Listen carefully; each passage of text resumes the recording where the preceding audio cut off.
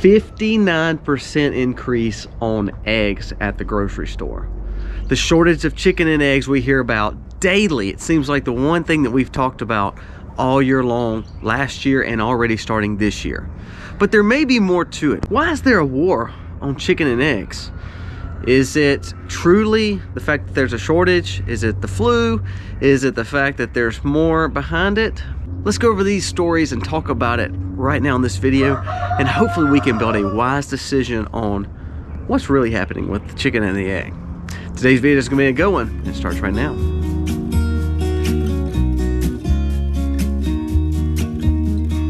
I've been feeling so small. Watch the clock. Hey guys, welcome to the Max. Thank you for being here. If you're new to our channel, go on here, press subscribe, ring the bell, give us a thumbs up, and leave us a comment telling me what you think about this video. We want to know your opinion, and the comments help us as a community to learn more and get ideas from each other. So jump down there and give us a comment. So the chicken and the egg, the war has been on the chicken and the egg this year and last year and really the year before. Why has there been so much shortage? Why has there been so much price increase? Is it really inflation? Is it really the fact of the flu? So let's jump into some of those thought-provoking decisions, and so that will help us see what's really happening with the chickens. 50 million chickens killed in the name of the avian flu. And that has been basically the government saying, hey, these birds are sick, we need to do something about them. The scary thing about that is the way that we raise birds conventionally, not like us where we raise them in these open hutches and on our grounds where they have free reign to just about anything they want. But when we raise animals in CAFOs or in tight quarters and they're in living conditions that may not be good, which are now regulated by the government, those things cause sickness in birds. So then therefore, birds get sick, and so the government tells us to kill them. So let's think about that for a second. So we're regulated in one side to grow a chicken a certain way, to then turn around and realize that they're not growing safely, and that may be causing more sickness and the result of them being unhealthy birds, which results in us having to cull so many. Thought pattern there is, first, how are we raising our birds? Why are we raising them in CAFOs? Why are we raising them so entangled and so tight amongst each other? What is the big deal with this commercial agriculture grow, and why do we want to grow them that way?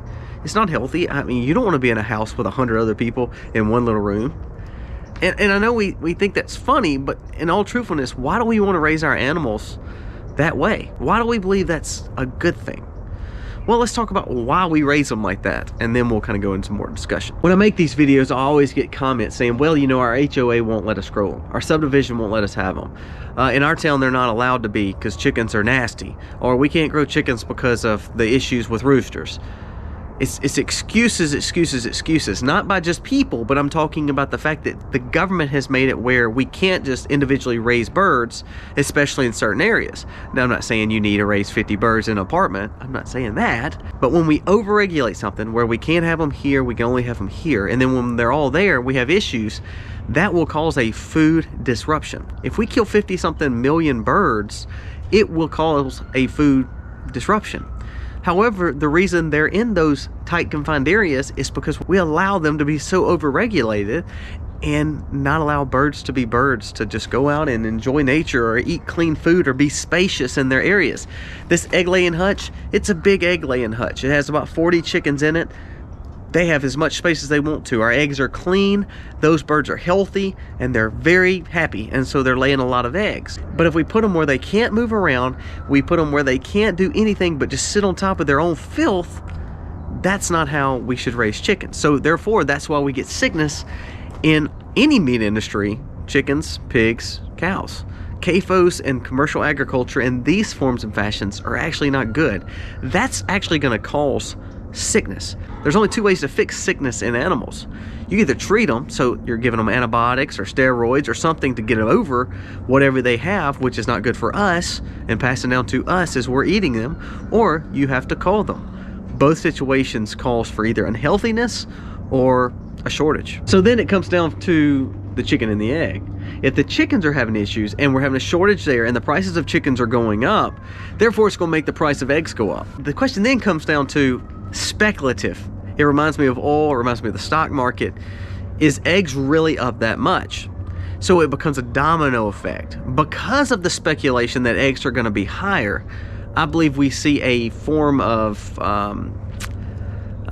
bad business, to where then we see profiteering on the speculation that eggs are in shortage or going up. Now, are eggs in shortage? Are chickens in shortage? Yes, because of the way that the government makes us raise them. Therefore, you had to cull a lot. That being said, is eggs in shortage? They are. But then we speculate that eggs are going to be even worse in shortage, and then guess what happens? The price of eggs go up. It's the speculative thought of eggs going up. Now, what else plays into it? We have speculation, and then we have feed. Why is feed up? Farmers are not growing as much because of weather or because of manipulative practices where we can't grow as much. We pay farmers not to grow, or aging farmers. The fact that fuel costs too much because we're not processing our own fuel here as much. So guess what? The fuel speculation makes the price of the farmer go up. The farm cannot produce as much grain, or if they are, they're producing it for a higher price to then turn around and feed the chickens that are already overregulated, to then die from different diseases, to then make a shortage on the egg. That was a lot. But do you see what it is? It's in the fact that there's a lot of speculation and regulation and overcompliance that may be causing a lot more issues than we want to admit to. And I always go back to this. Who does it hurt? Who does this hurt more? So, you know, if you're higher class and upper class, spending $5 to $10 on eggs is probably not causing you much strife. If you are very low, if you are struggling economically, most of the time the government has programs that can help you save money too. So who does this price increase hurt? Who does inflation hurt? What does the interest rates do? What does the speculation do? Who's the fuel price hurt more than anything? It always comes down to the middle class. So you either pay more for it, or you go without, or you let the government take care of you because you believe that might be the best way to get eggs. So don't we see that there may be an end game and a common denominator? Here's another item. This is just me. That's my opinion. What have we seen the most push against lately in our foods? It's meats. It's proteins. That's what we see more things pushed against. The grain, all the corn grains, all those things are pushed against, but what is that for? That's to feed the animals. Most of that is dealing with feeding animals to then turn around and feed us. Well, if the protein source is cut out, then the protein source of our food is now needing to be changed. So then we go to more of a soy-based diet. We go maybe more to a processed GMO diet. That could be scary. Let's talk about why we have protein in our diets and what it really means for us as a populace. Protein is good for increased muscle mass. It's good for strength. Good for our bones. Good to boost metabolism. Give us energy. Increases in fat burning. Helps us lower blood pressure. Maintain weight loss, or maintain the diet that we have. And not building excess fat. We've seen war on cows. We see war on meat. Protein, chickens. Chickens is usually a very economic way to get us protein in our body. It's a natural form of protein. It's easy. It's cheap. It's always been. So if all of a sudden we see beef go up, all of a sudden we see chicken in shortage and it's going up. See, he's mad about it. All of a sudden we see the price of eggs go up.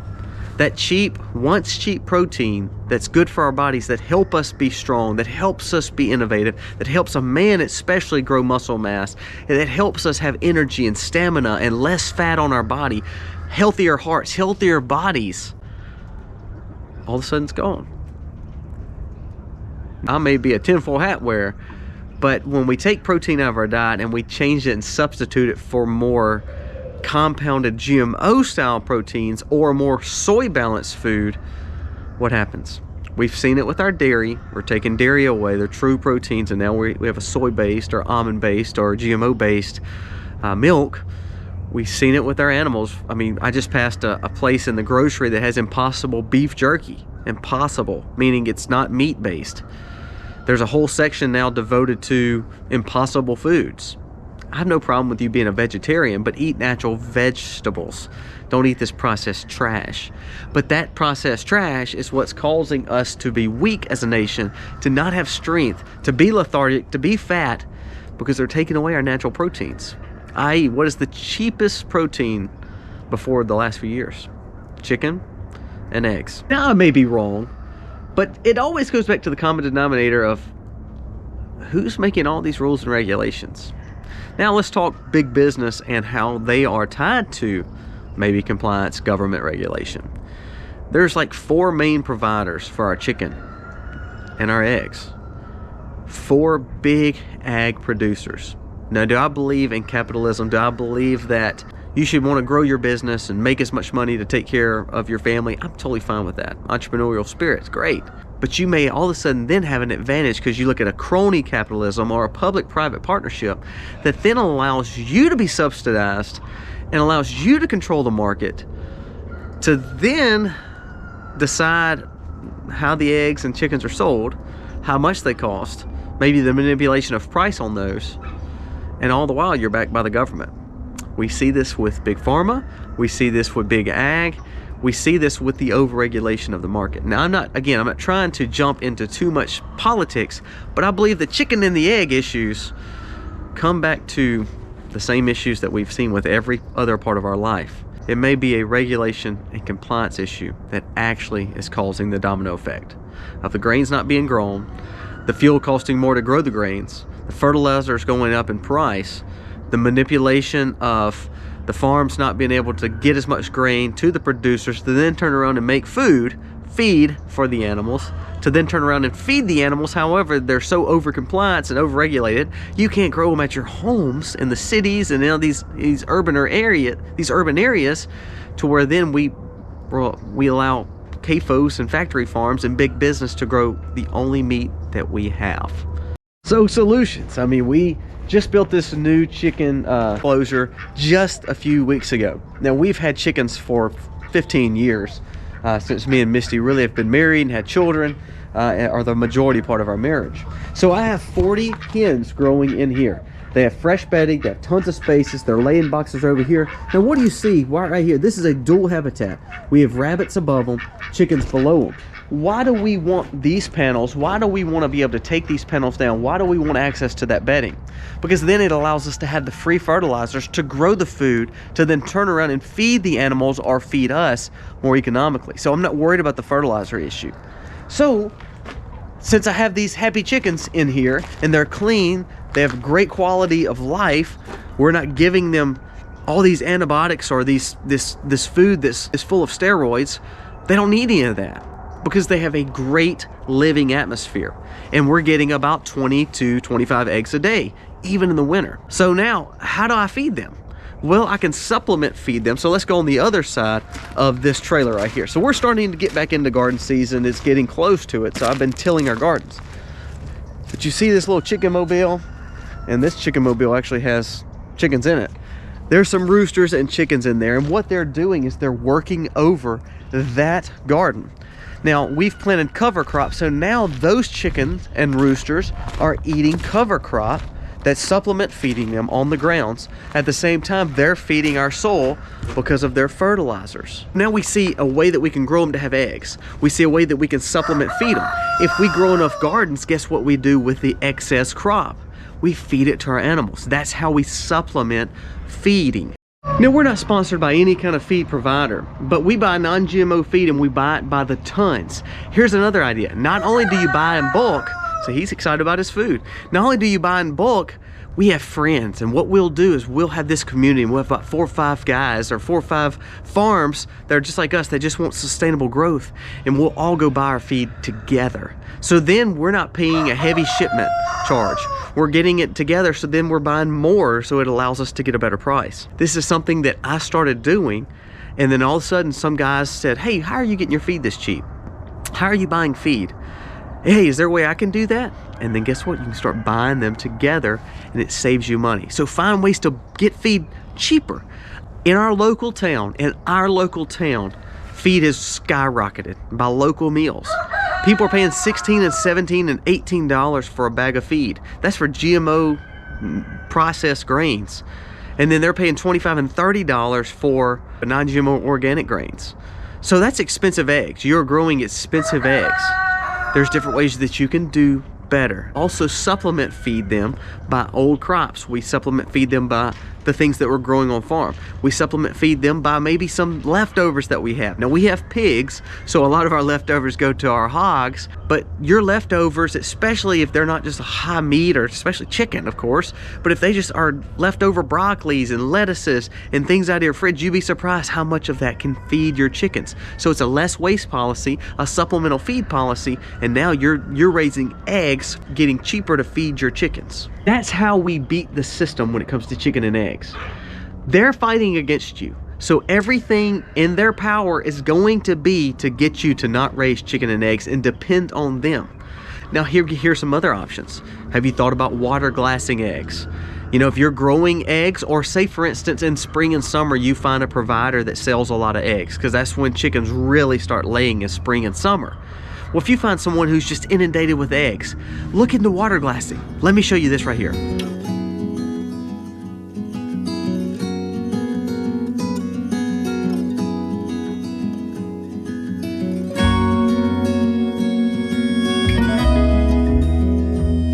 I just showed you 500 plus eggs that are water glassed from spring of this last year for us. Now, does that mean every one of them's going to be great quality and every one of them's perfect? No, but we've now got unrefrigerated, off-grid eggs based on some old pickle jars that we picked up for free, $0, and bought some pickle and lime and used our water, and now we have eggs, raw eggs that we can turn around, scramble, we can turn around, cook with, all that stuff. It's right here. So we're putting up eggs. You probably didn't believe eggs would be as expensive as they are, but guess what? They have been, and now they're going up. They're not going down. Studies showed that the egg prices at 59% over increased inflation, they're going up even more. Getting into a community that grows a lot of food and you working together. Maybe you can't grow chickens, maybe you can't, but maybe you can grow a lot of extra vegetables to then turn around and help the farmer who's growing the chicken, and then all of a sudden you share. So I showed you the chicken run, the new chicken run, but you see the what we call the permaculture chicken mobile over here, and this side of the barn. We've not finished it out, but there's a little brooder that we're building on the back side here next to that, and then a net that goes outside. What's that for? It's for our meat chickens. Guess what? We grow meat chickens too. So not only do we have eggs, we have meat. Now we have people that say, well, guess what? You may not can buy meat chickens always. You may not can buy those Cornish cross or those Freedom Rangers. And they're right. You may not can. You can always call your older layers or your roosters canned, about 80% of the ones that we processed last year. Now here's an idea. Say you can't grow meat chickens. Maybe that's something's like, oh no, we can't grow meat chickens. We can not even have layers in our town. With our meat chickens that we're growing, we have picked up about another 100 meat chickens to go along with ours. Why? Because there's going to be an individual that's going to help on the feed produce, they're going to help on the processing and butchering, and they're also going to help pay for the chickens to be raised. So we're raising chickens for someone else that may not can raise chickens because they may not have the land to do it. You're working together as a community, as a village. You know, it says it takes a village. It really does take a village. And if we wanted to work together in this homesteading, prepping community, we will see a more sustainable life, and us not depending on the CAFOs, the Walmarts, the big groceries, the big crony capitalists, the big government. That stuff won't worry us. It won't bother us. It won't affect us. Most of our life is affected by regulation, compliance, and maybe too big of business or public-private partnerships. We understand that. Are we going to fix everything? No. But if we do these little things, it helps us not only save money, it helps us realize there may be more to the chicken and egg issues, but it helps us understand what we can do to be better. Another option, I know a lot of people can't afford it, and I understand, is freeze dryers. When eggs are cheap, or you can buy them in bulk, or you can get to your local farmer and they have surplus and they're going to give a good deal on them, or if you go to a grocery store and there's just a big deal, there's just a big sale on them. We have a freeze dryer, and we've learned to dehydrate and freeze dry the eggs. We love our Harvest Right. We have literally put the extra eggs in our Harvest Right, placed it in these Mylar bags, so now we have dehydrated powdered eggs to be able to utilize for years and years and years to come, no matter if our eggs are being produced by our chickens. Maybe we have chicken issues. If we're not incubating and we're not replacing those chickens, and all of a sudden something happens while we're growing new ones up from maybe chicks, we have dehydrated eggs. We have water glassed eggs. For us, we're frugal, but we cannot say enough good things about the Harvest Right. For instance, right next to the eggs, we had raw milk. Sustainable choices, and we need to put food back in the hands of our communities and local more than big business and especially government regulation. You become your own grocery store. You have to learn to start building a pantry and understand the cheapest form of protein is chicken and eggs. That is natural. It's not compounded. It's a natural source of protein. And now we're at war against it, and we're making it go up 59%. If they can do that with your eggs, and they can do that with your chickens, and they can cull 54 million chickens a year, you don't believe that they can do it for any other part of your life. Wise up, guys. Think through some of the decisions that are being made by people that may not be even elected, such as all these big government bodies such as the USDA and the FDA. Some of their policies is why we grow the food like we grow it, to then turn around and make the food unhealthy, to then turn around and medicate the food, or to kill the food, and to make the shortages and the price increases. Domino effect. Thank you so much for watching. I need your thoughts on this video. Tell me what you think. Am I wrong? Am I right? Give me a thumbs up, thumbs down.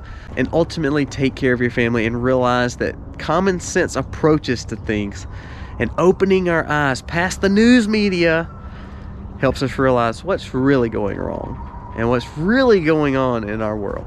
Last point, God gives us animals for purpose. Our chickens are used not only to feed us, not only to give us eggs, they're meant to clean up. They clean up our yard from all the bad insects that's in the yard. They fertilize our gardens to make our gardens grow better. It's a beautiful circle that God has gave us, and we need to utilize it and get away from growing animals the wrong way, but at the same time making sure they're not taking the animals away from us. It's so important to go back to the natural style of life, understanding that chicken and egg is protein, something we need in our body.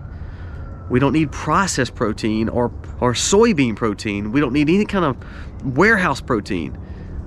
We need God's natural source of protein. Let's don't lose that, guys. Slowly but surely, if we get a little bit taken away, we get manipulation and speculation on these things, and all of a sudden those things start going away, we're gonna look back one day and say we have literally nothing, and we depend on all this compliance and regulation body and this government bureaucracy to take care of us. And that's not what we want. Guys, thank you so much for watching. Again, go down here, press subscribe. We have a huge giveaway that we're going to be giving away thousands of dollars. Actually, we have a $500 gift certificate to a Harvest Right that we're going to be giving away when we hit 200,000 subscribers. Go down here, press subscribe. That's all it takes. We'll do a live. We're going to do a monster giveaway of all these things to help you be more sustainable and also to say thank you. Have a great day. God bless. Happy homesteading, y'all.